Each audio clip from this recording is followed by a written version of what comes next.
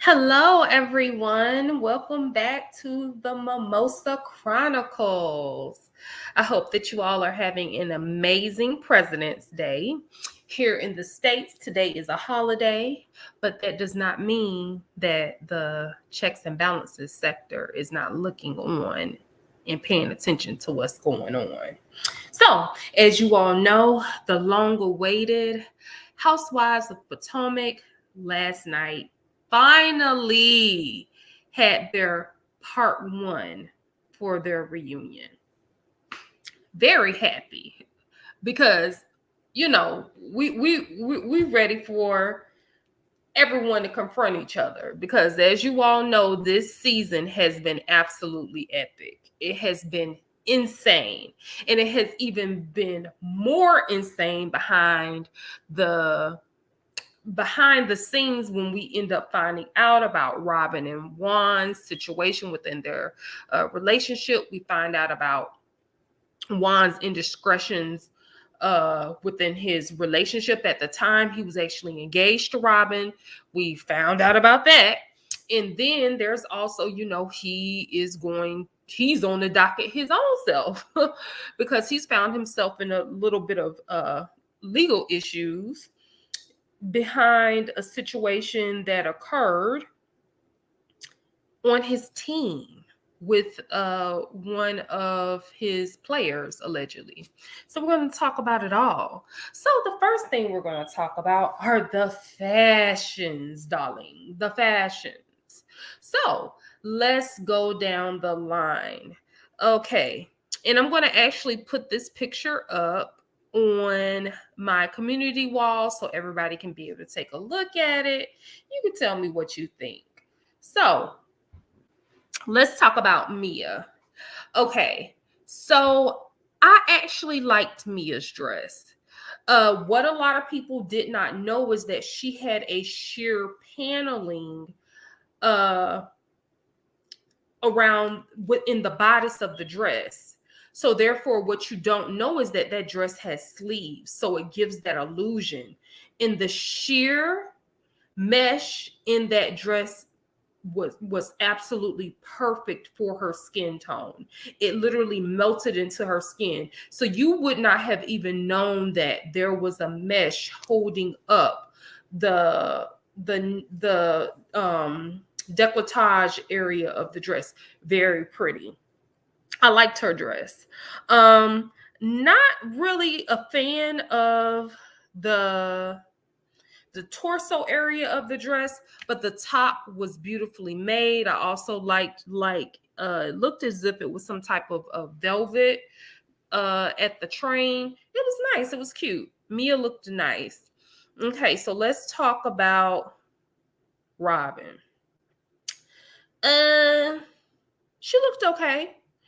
I feel like she played it safe.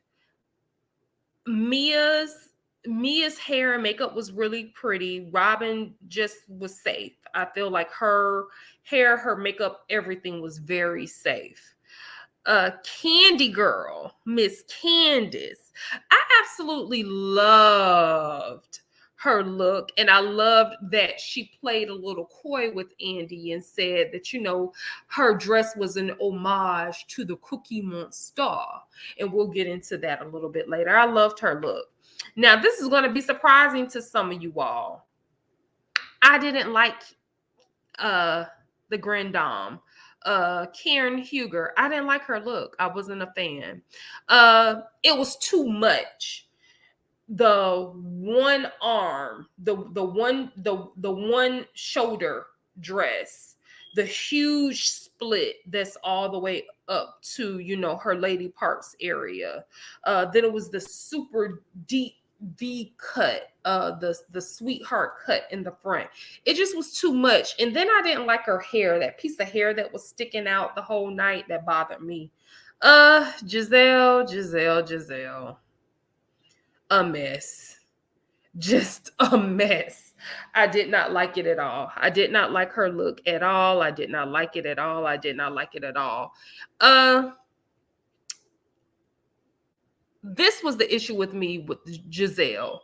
I feel like there needed to be something broken up in the bust area. Like it was too much, that collar that goes all the way up to her neck at a turtleneck, like a turtleneck. The split was okay. I liked that part. I felt like she didn't need the turtleneck and the one piece dress glove. It just was too much. Um when it comes down to Ashley, I feel like Ashley always overdoes it with her clothes. Like all of the cutouts, the low cleavage, the low back of the dress, the super high split. It just was too much. It was too much. It was too much. And then there's Wendy. The shades of blue in that dress and how they complemented everyone. Oh my gosh. To me, my favorite dresses out of everyone were Candace and Wendy. They got it right to me. And I know a lot of people like Karen's dress, but I just wasn't a fan. But that's just me. Okay, so that's it. That's the fashions. Now let's get into what happened this season. As you all know, the biggest scandal of the season was that Chris Bassett, which is the husband of Candace Bassett, was he was accused of making passes at women on the cast and friends of the cast. Okay, so the season opened up with Giselle saying that she felt uncomfortable due to a conversation that she had with Chris in her hotel room during the reunion from the previous year. Now, this is my thing with that. You have been at a numerous events with Candace. So you had ample opportunity to talk to Candace about this if you in fact did feel uncomfortable and you felt that it was an issue. But instead you waited until the cameras came on. Yeah, Jizzy, I'm not buying it. Then on top of everything else, you took it upon yourself to spread that rumor throughout the cast. I thought that was very strange. And then to put fuel on the fire, you have the nerve to add salt to it.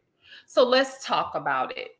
So at first, it was she felt uncomfortable with him.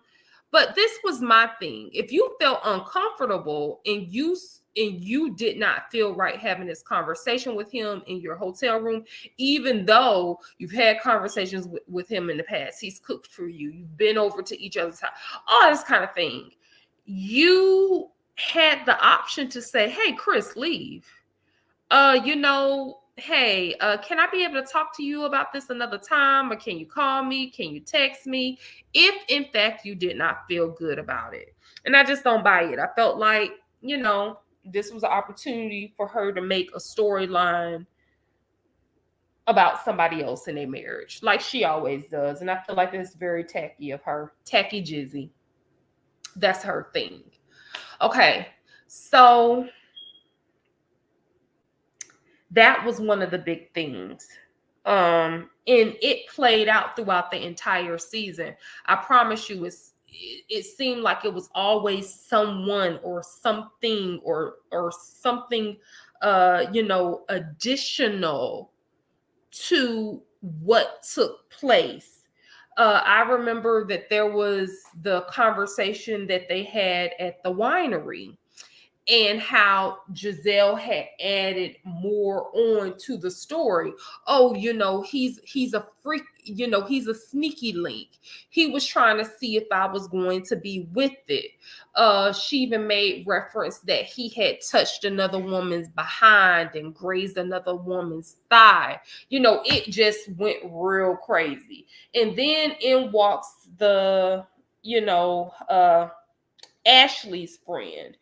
Ashley is allegedly making allegations saying that Chris did this to her. And then Ashley is perpetuating the story and pushing the narrative.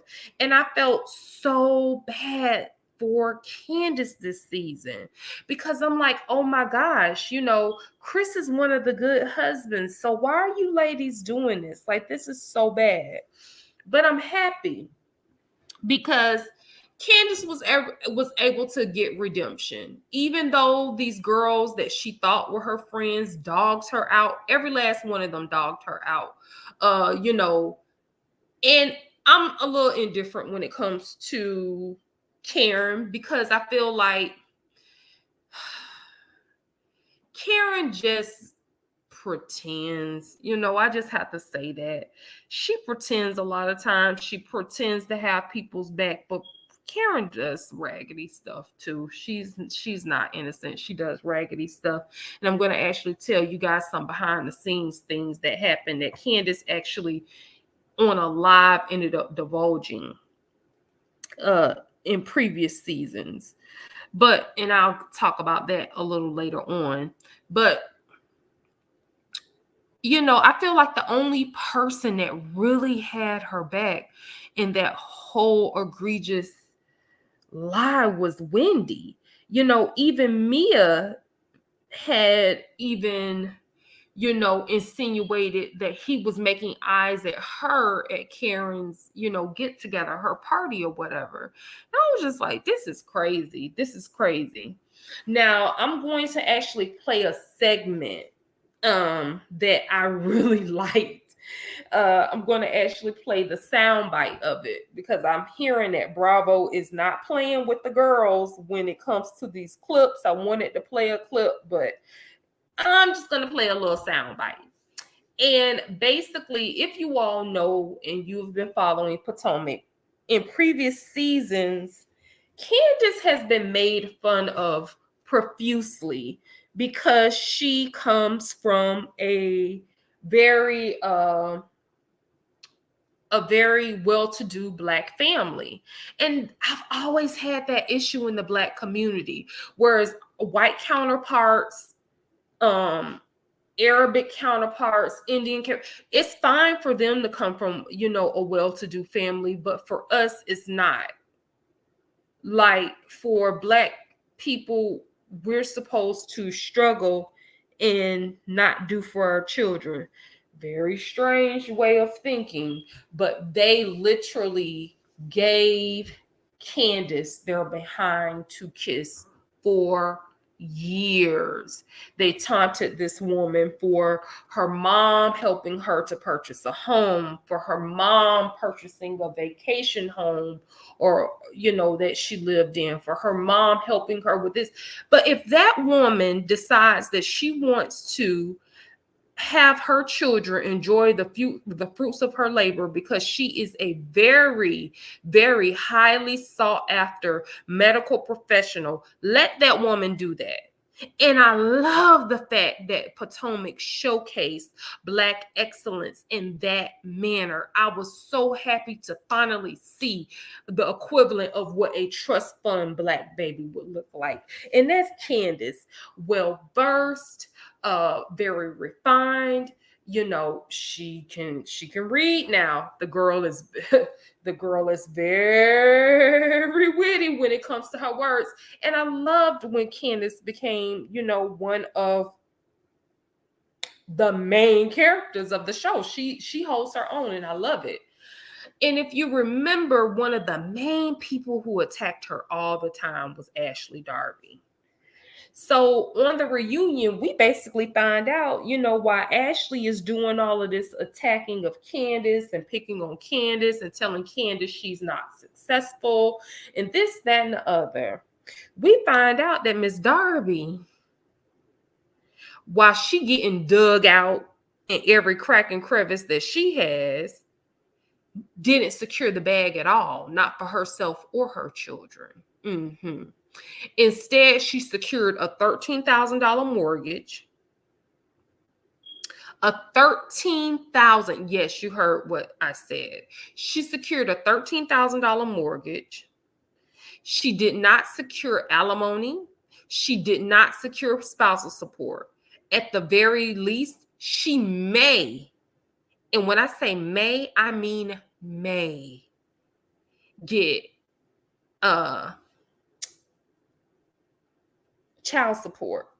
And it's very obvious that her children may, in the near future may need some type of special attentive type of care, or i.e. in-home tutoring. Chat breaking black. Hey, how are you? Thank you so much for coming by. Thank you, thank you, thank you. So, it it baffled me how I was just like, wow, look at how everything is coming back 180 degrees. Like, how dare you talk about this Black woman living her life, and her mom being able to afford not just one daughter but both daughters a certain lifestyle. And I felt like that was so beautiful. And for Ashley to attack this woman like that when her claim to fame was marrying well. But guess what? Was it really that well? Because we end up finding out that Ashley signed a prenup that allotted her to get zero zilch. And because she does have dual custody with her soon to be ex-husband, she probably won't even get child support. And that's the sad part. And then he has a key to the home. And the reason why he has a key to the home, you want to know why? Because he's on the mortgage that she is responsible for $13,000. And she's saying, oh, well, he says he's going to help me out with the mortgage. Girl, bye. Anyways, let me play you all this clip because I loved this clip. It told a lot. So here we go. I'm going to play the clip right now. Okay. That's very fair, and that's what resulted in a divorce. Nancy from Maryland said, Ashley, a few seasons ago, you called Candace the least accomplished on the cast. You are the least accomplished person on this cast. You are. This season, she has a flourishing music career. Well, she's the least accomplished, or is that you? Getting ready for my F-45 class now. Let's go get it, baby. Morning. That's mean. Sorry to say my feelings, but I will say... You didn't say it's me. Sorry. It's okay, guys. I will say that I apologize to Candace for saying that, and I am an accomplished woman, and no one's going to detract or make me feel less than in any capacity, so nice try. I think it's funny that when I first joined this group and I was living in a home that my mother helped me pay for, those who were here had a lot to say about the way that my family took care of me. And you were one of those people. When your mom knows you're not here, I'm in your mom's house right now. Do not talk about do not ruin your mom. Don't ruin your mom. Do not talk about that. You will not discuss my mother in my home. And I stand by the fact that I think as an adult, at some point in time, you do need to be responsible for yourself. I had a spouse. It was not all about home. Okay, so let's dissect that. If you all remember, I cannot remember exactly what season it was, but it was the season with the butter knife incident where, again, Candace had asked, because I noticed this with Ashley. Ashley does not respect boundaries, period. She pushes the envelope. She did it in the past and she did it this season. Candace told her, I don't want to have this conversation. Can you please respect that? Can we talk about it later? Can we table this until later? But Ashley, being Ashley, loves the Ashley and continue to poke the bear. I remember the butter knife incident, and Candace had actually asked Ashley to leave her home, and Ashley refused to leave her home. And that's how the conversation escalated. And Ashley began to tell her, hey, don't yell in your mother's house. Don't hit your mother's table. Being very contrite and very Nice, nasty. And I don't like that about Ashley, because the thing is, are you jealous? Because this beautiful Black accomplished woman came from a beautiful Black accomplished family, and they are there for her financially, emotionally, and spiritually, in all ways. But you came from a more had to get it out of the dirt background. And my thing is, just because your upbringing was different from hers doesn't mean that you're a better person than she is. Because how dare you say to her, you're unaccomplished. And now, not even 3 seasons later, look at how the world turns, baby. Here it is, you are scratching and surviving to be able to pay the mortgage, $13,000 a month. That does not include your your child care for your kids. That does not include the utilities. That does not include a lot of things. So kudos to you, Miss Candace. Kudos to Deep Space Deluxe. I am so proud of that Black woman and her accomplishments. So now let's go ahead and continue listening to this clip. Gotten that house without Michael. I could have gotten another home, But not that one. That's true. But the home that you have, that's probably about $2 million more. you could not have afforded on your own. True. Okay, that's all I'm saying. It's obviously a very sensitive topic for you still. Well, I was maligned incessantly for seasons because of my generational wealth. And if you were able to attain the decorations that he put in these papers to distract you, I pray, will have that for your children, for the things that my family has best bestowed believe that upon my children, when they are Woo! Did you hear that, Reed? Did you hear that, Reed? She said yes, because of the generational wealth that my family was able to afford me. I pray that you are able to have the same things for your children. But unfortunately, you were what? What did Miss Candace say? What did Miss Candace say? I believe she said the decorations in the paperwork that she was maligned with. She can just only hope to be able to have the same generational wealth for her boys. I loved it. I loved it. And I believe that read went over a few people's head. house without Michael. I could have gotten another home, But not that one. That's true. But the home that you have, that's probably about $2 million more. you could not have afforded on your own. True. Okay, that's all I'm saying. It's obviously a very sensitive topic for you still. Well, I was maligned incessantly for seasons because of my generational wealth. And if you were able to attain the decorations that he put in these papers to distract you, I pray, will have. So yeah.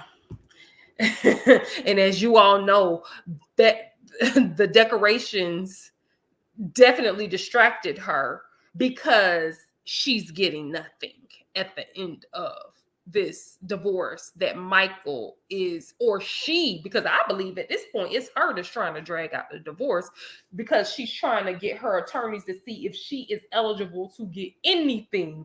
And from the looks of everything, she's not eligible to get nothing.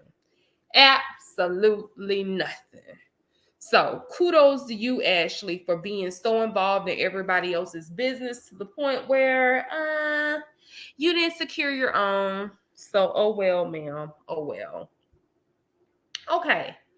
Another thing that was pretty pertinent to me, they went over the situation of what Mia is going through with her business.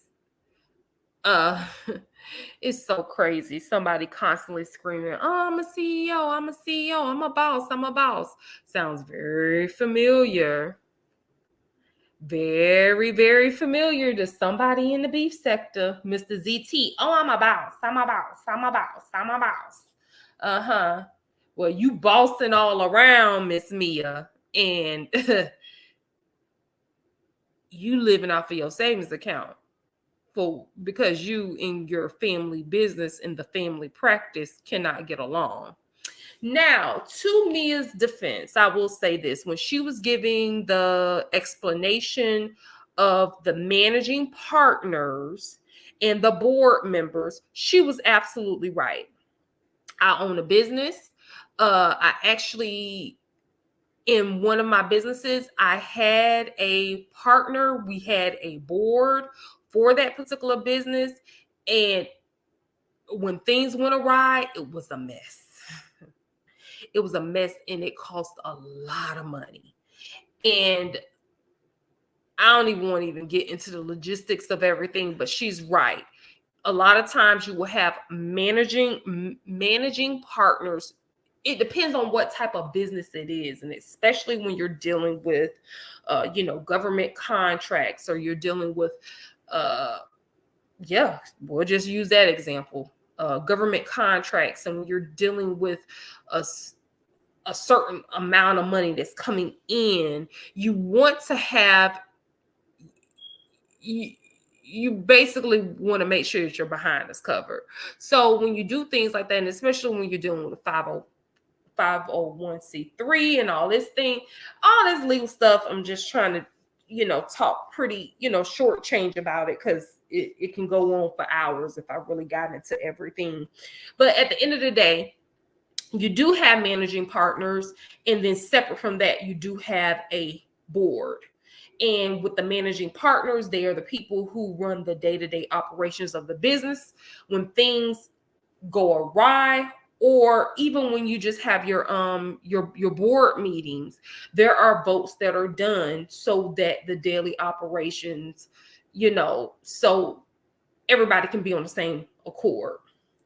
Well, it's obvious everybody wasn't on the same accord when it comes to how the business was being run, because now Mia and her husband Gordon are on the outs, and they only have a vote when it comes down to the board, and it's 1-8 vote. I don't know if she has her own vote and then Gordon has his own vote, so it would be 2-8. I'm not sure, because she didn't go into all of that. But it was crazy to me because they were trying to catch her up on her wording and this, that, and the other. And I'm just like, oh, you could tell these ladies don't know anything about business. And she does know a little something. All this time we thought that Mia was just running her mouth, but she knows a little something, because she was right. She was absolutely right when it came to that subject.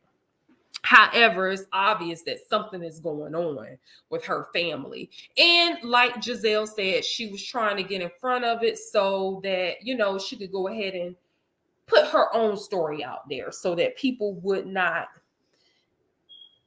try to lie on her or malign her character in any type of way. So I appreciated that from Mia. This was the first time that I actually felt like she was telling the truth.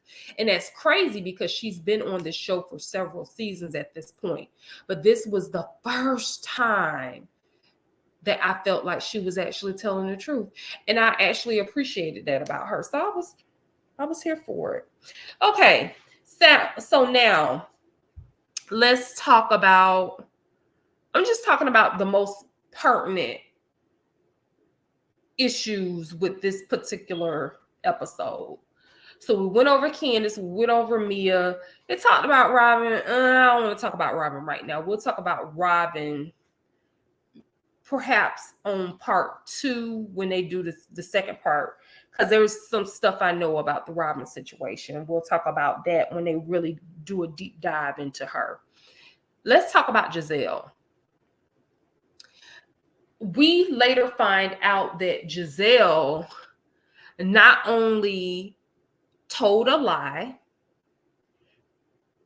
because she had a sit down with Robin and she insinuated that Chris wanted her to himself and that he was testing her to see if she would go along with it. But then she even called this man a sneaky link, like he was trying to make her his sneaky link. I was just like, oh my God, like Giselle, every single season is something with you. It's really, really something.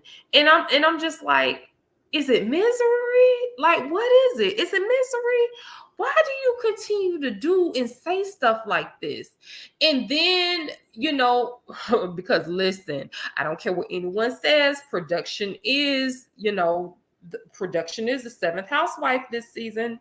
Well, the eighth housewife this season, production is definitely the eighth housewife because they were listen, they in the sector of checks and balances just right along with us because they were like, oh, we clocking the lies. That's not what happened. We clocking the lies, and next thing you know, they're doing playbacks and unseen scenes that we don't know anything about. And it's just like, it screams lie, lie, lie, lie, lie. Giselle, you're a liar. That's what it screams. So, you know, Andy, for the first time in a very long time, puts her, you know, puts the iron to the fire when it comes to Giselle. And she says, oh, well, I'm sorry about that. I didn't mean to say that part. And then everybody is looking like, girl, you didn't mean to say that part. You shouldn't have said any of it. If you felt uncomfortable, like you said that you did, it could have been a simple conversation with Chris, with his wife, and it could have been done. But you purposely waited until the cameras were on because you were trying to make what? A storyline for yourself based off of the backs of others, which is something that you do every single season. And baby, I see you for your works and you're raggedy. You're raggedy, very raggedy. And I was here for Candace dragging her. I don't care what anyone says. Listen, I'm a woman that's going through health issues right now. And I know people, they felt some type of way about the things that Candace said, but you have to realize this woman had been attacked. Her and her husband, in the sanctity of their marriage, had been attacked for an entire season, after the season, previous to the season, because people are hearing the rustlings of what's going on. And you acted as if it was no big deal and she should just let it go. But you continued to perpetuate the lie. The first thing was you said the man was a sneaky link and he going into different people DMs and this, that, and the other. And then we find out that the man was a whole manager and he was trying to market the hotel that he was working on. And in the new sneak peek clip of the next episode, we find out that this man ended up losing work and contracts behind this egregious lie that was said about him because people think that he's some type of predator. That's why I try to tell people, keep your mouth off of people when you are unsure of what the truth is. Keep your name off of them. Stop talking about what you do not know. Stop it. And that's pretty much all I have to say about that. I was really, really bothered about that. I was like, here, Jizzy, crazy ass Jizzy go yet again, getting in the middle of somebody else's business. So that's all I have to say pretty much about part one. I'm going to get into the other ladies in part two. There's going to be some things we're going to discuss, especially about Miss Huger. Some things that I heard about a few years ago. I'm going to have to put my disclaimer, allegedly, because I don't need any issues. But we'll discuss that in part two when they reveal part two of the reunion. And we definitely going to get into Mrs. Robin Dixon and Mr. Juan Dixon. Yeah, we're going to get into those things as well. So that's pretty much it. Short and sweet. Thank you guys so much for coming on and listening in. This is Mimosa Chronicles, and I am sounding off. Until next time, you all have a great afternoon.